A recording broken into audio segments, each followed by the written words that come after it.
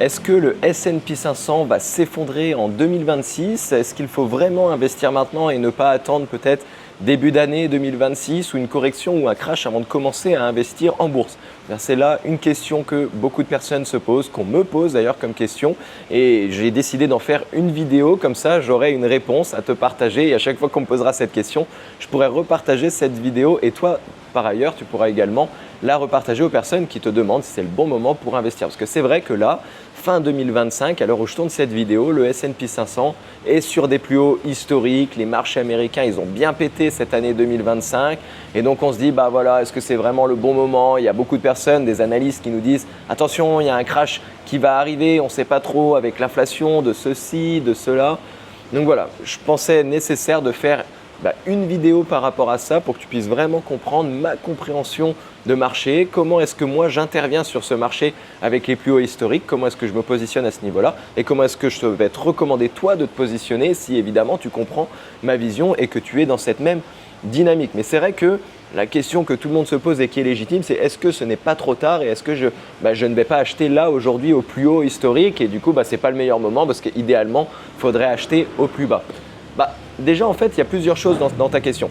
Est-ce que c'est pas bien d'acheter au plus haut? Est-ce que c'est mieux d'acheter au plus bas? Sur le papier, oui, c'est mieux d'acheter sur le plus bas. Maintenant, je vais te dire un truc et je vais faire d'ailleurs le lien avec une précédente vidéo que j'ai faite, c'est que personne n'a de boule de cristal. Personne ne peut prédire quel est le point bas le plus stratégique possible ou alors ce n'est plus de l'investissement, ça relèverait de ce qu'on appelle du métier de trader, c'est-à-dire c'est du spéculatif et même un trader peut complètement se planter parce que un trader base ses analyses sur des datas historiques mais ne peut pas savoir le futur et donc c'est juste un système de probabilité. D'ailleurs, la plupart des traders que je connaisse et moi-même qui trade pour le coup, j'ai plus souvent tort que raison, mais quand j'ai raison, je gagne beaucoup plus fort. Ce qui fait que statistiquement, j'ai un avantage, mais sinon, si on parle juste d'un point de vue analyste, je me plante plus souvent que j'ai raison d'un point de vue trading.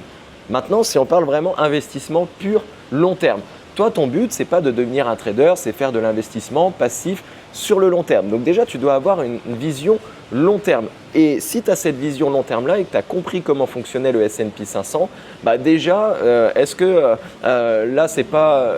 pour répondre à la question de est-ce qu'on n'est pas déjà trop haut pour commencer à investir, normalement, tu devrais déjà réussir à y répondre tout seul. Pourquoi? En fait, le S&P 500, je répète à chaque fois, mais ce sont les 500 plus grosses entreprises américaines cotées en bourse. C'est un indice pour mesurer la performance des 500 plus grosses entreprises américaines.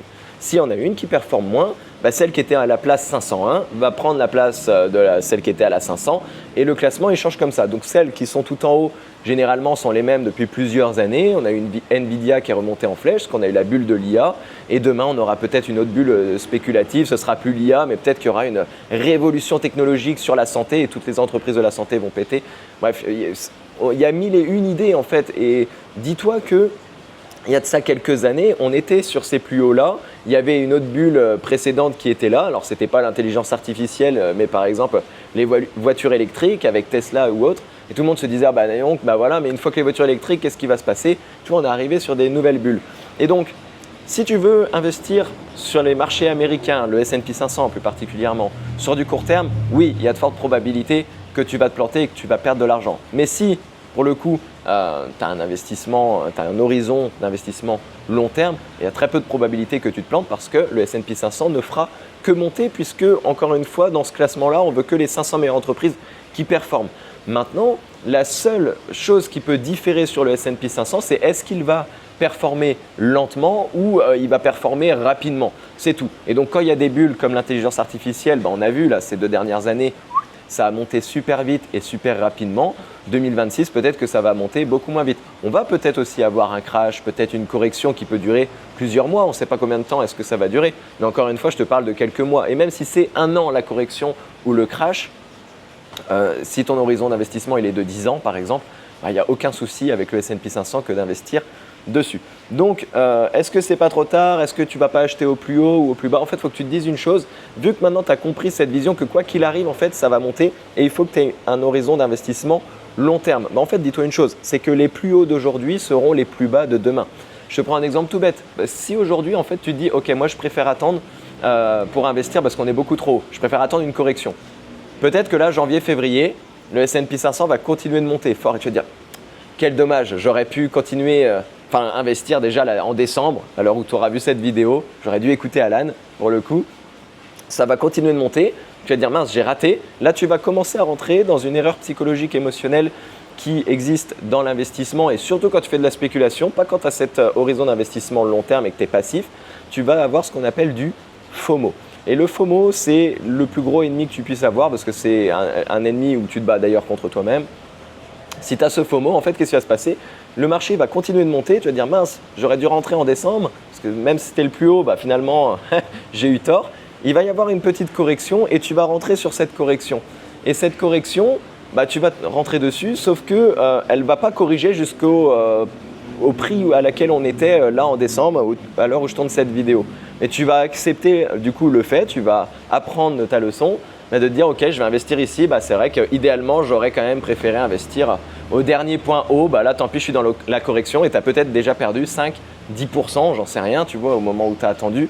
Donc voilà pourquoi en fait, quand tu as cet horizon d'investissement long terme, surtout avec le S&P 500, il vaut mieux investir des petites sommes tous les mois, garder à la rigueur une petite poche de liquidité, donc avoir du cash, comme on dit en bourse, cash is king, au cas où qu'il y ait un crash ou une correction pour réinvestir plus quand il y a ces périodes de correction. Mais pour moi, il faut commencer à investir maintenant. D'ailleurs, je vais te montrer par A plus B qu'aujourd'hui, encore une fois, c'est juste un point haut de plus qui sera un point bas demain. Je vais te mettre un graphique à l'écran et tu vas voir, je vais entourer d'ailleurs sur ce graphique tous les précédents points hauts historiques du S&P 500. Et quand tu regardes ces derniers points hauts, dis-toi qu'à chaque fois, il y a des personnes qui comme toi se sont dit « Ah mais c'est trop haut, il faut que j'attende ». Regarde, si tu avais investi aujourd'hui qu'à ces points hauts et sans investir au point bas, si on regarde le prix à l'heure actuelle, il est aujourd'hui, tu aurais gagné de l'argent. Donc voilà pourquoi est-ce que, en fait, comme dit Warren Buffett, il vaut mieux time in the market, donc être dans le marché que d'essayer de timer le marché. Parce que essayer de timer le marché, c'est faire des erreurs, c'est jouer avec le côté spéculatif. Et comme je te l'ai dit, quand tu joues avec le côté spéculatif, tu vas avoir plus souvent tort que raison. Et la majorité des traders que je connaisse, ils ont plus souvent tort que raison. Et pour gagner du coup en étant dans cette optique-là, il faut que tu aies un avantage statistique. Et pour le coup, le seul avantage statistique que tu vas pouvoir avoir, c'est d'essayer de jouer sur le long terme. Bref, c'est beaucoup trop compliqué. Et moi, personnellement, quand je fais de l'investissement long terme et que je veux générer des revenus passifs en bourse, là, je ne parle pas du côté spéculatif. Moi, je n'ai pas envie de me prendre la tête. Voilà, je mets une somme récurrente tous les mois. Je ne me prends pas la tête, peu importe le marché où il se trouve. Et là, ce mois de décembre, même si on est sur des plus hauts historiques, j'ai investi. Le mois dernier, j'ai investi. Et le mois dernier, on était sur un plus haut. Il a continué de monter. Boum. Et ça fait que ça, en fait. Ça fait que ça depuis plus de 100 ans avec le S&P 500. Parce que pour moi, le marché américain, statistiquement, il surperforme tous les autres marchés. Il a à chaque fois mieux performé que tout le monde. Donc là, il y a déjà l'avantage statistique, tout simplement, comme la spéculation. On a l'avantage statistique. Je sais qu'il faut que j'ai un horizon d'investissement long terme et non pas 6 mois, 1 an, c'est beaucoup trop court terme. Il peut se passer beaucoup trop de choses. Historiquement, tous les crashs boursiers qu'il y ait pu avoir, ils n'ont pas non plus duré 10 ans, c'est-à-dire que généralement, un crash boursier, le S&P 500, si je fais une moyenne, au bout de 6 mois, il se remet de son crash boursier. Donc, en fait, il faut juste assez de liquidité pour tenir 6 mois au cas où que ça pète. Et plus, comme ça au moins je suis sûr, et c'est tout. Je te prends le dernier crash en date, vrai crash, on a eu la crise du Covid, 2020, 2021, l'année 2022 a été une année aussi compliquée parce qu'il fallait que les entreprises se remettent dans le bain. Eh bien, qui c'est qui s'est enrichi sur ces périodes-là? C'est toutes les personnes qui avaient de l'argent cash liquide de côté, mais qui étaient aussi déjà positionnées. Donc voilà, est-ce que là aujourd'hui le marché est trop haut pour commencer à investir, et peut-être il va y avoir un crash en 2026? Oui, et moi j'ai envie de dire tant mieux, parce qu'on va en profiter. Et s'il n'y en a pas, eh bien je vais être là et je vais continuer à gagner de l'argent, au contraire.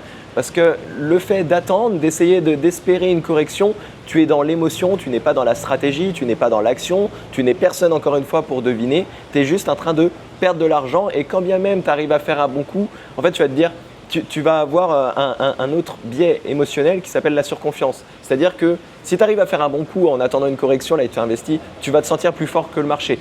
Et d'ailleurs j'ai parlé des erreurs financières sur ma chaîne YouTube, je referai peut-être d'autres vidéos, mais si aujourd'hui tu te sens plus fort que le marché, t'inquiète pas qu'il va vite te remettre à ton droit chemin parce que potentiellement, peut-être qu'il va monter un petit peu, il va corriger, il va y avoir un crash, tu vas investir sur ce crash, ça va monter, tu vas dire ouais ça y est je suis plus fort, allez il y a une mini correction, je continue d'investir, hop, et un autre crash qui est plus fort que le précédent. Et là, tu vas te dire, mais comment c'est possible? Attends, il faut que je revende tout, ça y est, c'est la fin, parce que tu n'as rien compris de ce qui se passait.